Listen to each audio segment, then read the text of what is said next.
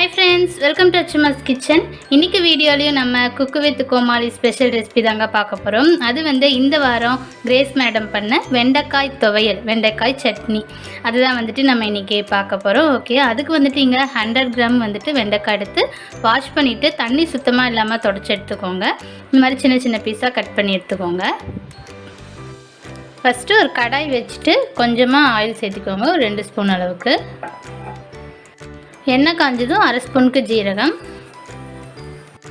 கடலைப்பருப்பு 1 ஸ்பூன், அடுப்பு வந்து நல்லா சிம்லே வச்சுக்கோங்க. உளுத்தம்பருப்பு 1 ஸ்பூன், வர மல்லி ஒரு அரை ஸ்பூன். இதெல்லாம் லைட்டாக செவக்க வதக்கிக்கலாம். உளுத்தம்பருப்பும் கடலைப்பருப்பு லைட்டாக செவக்கட்டும். இது செவந்ததும் கரெக்டாக பார்த்திங்கன்னா ஒரு அரைக்கை அளவுக்கு வேர்க்கடலை எடுத்து வச்சுருக்கேன், அதை சேர்த்துக்கோங்க. இது வேர்க்கடலையும் நல்லா செவக்க வதக்கிக்கலாம். அடுப்பு வந்து இதெல்லாம் பண்ணுற வரைக்கும் நல்லா சிம்லே வச்சுக்கோங்க. இப்போ இதில் 2 துண்டு இஞ்சி, அடுத்து பூண்டு ஒரு 7-8 பல் போட்டுக்கோங்க பூண்டு. அடுத்து சின்ன வெங்காயம் ஒரு 10 சின்ன வெங்காயம். இதெல்லாம் சேர்த்து நல்லா வதங்கணும். சின்ன வெங்காயம் அப்படியே கலர் மாறணும், அந்த அளவுக்கு வதக்கிக்கலாம். இப்போ காரத்துக்கு பார்த்திங்கன்னா 3 பச்சை மிளகாய் சேர்க்குறேன். இது நல்லா நான் பெருசாக சேர்த்துருக்கேன். சப்போஸ் சின்னதாக இருந்தால் ஒரு 5 போல் சேர்த்திக்கோங்க. அடுத்து ஒரு கை அளவுக்கு கொத்தமல்லி. எல்லாத்தையும் சேர்த்து நல்லா செவக்க வதக்கிக்கலாம். இப்போ நல்லா செவந்தோன்னே இப்போ அடுப்பு ஆஃப் பண்ணிவிட்டு இதை வந்து ஒரு பிளேட்டில் மாற்றிடலாம்.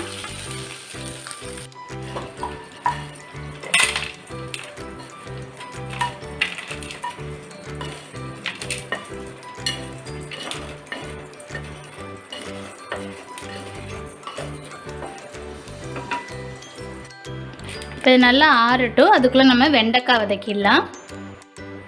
இப்போ இதிலே கொஞ்சம் எண்ணெய் இருக்குது, இது கூட வந்துட்டு சும்மா ஒரு 1 ஸ்பூன் அளவுக்கு மட்டும் சேர்த்திக்கலாம் எண்ணெய்.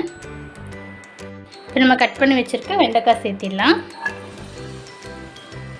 வெண்டைக்காயில் அந்த நூல் எல்லாம் ஃபுல்லாக போயிடணும், போயிட்டு இது நல்லா சுருண்டு வரணும்.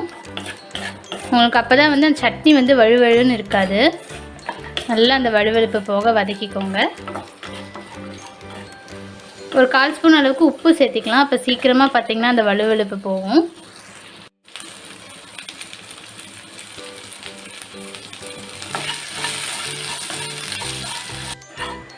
பாருங்கள், இந்த அளவுக்கு நல்லா சுருண்டுறணும். இப்போ வந்து இதையும் வந்து நம்ம அதே தட்டில் வந்து ஒன்றா சேர்த்துட்டு எல்லாத்தையும் ஆற வச்சிடலாம். இப்போ வெண்டைக்காய் இது எல்லாமே நம்ம வணக்கி வச்ச எல்லாமே வந்து ஆறிடுச்சு. இதை வந்து மிக்ஸி ஜாரில் சேர்த்துக்கோங்க.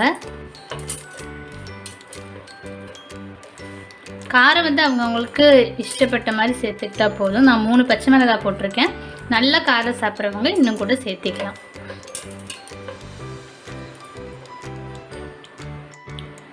இப்போ இது கூட இந்த அளவுக்கு புளி சேர்த்திக்கோங்க.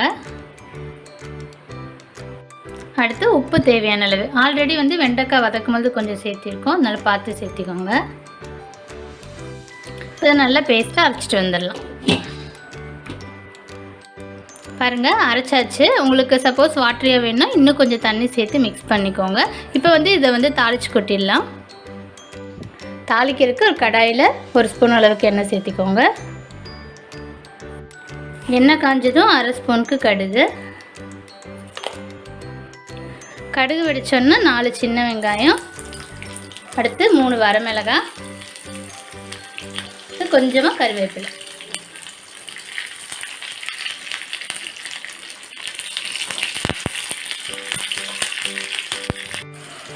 அவ்வளோதான், தாளிப்பை சேர்த்திடலாம்.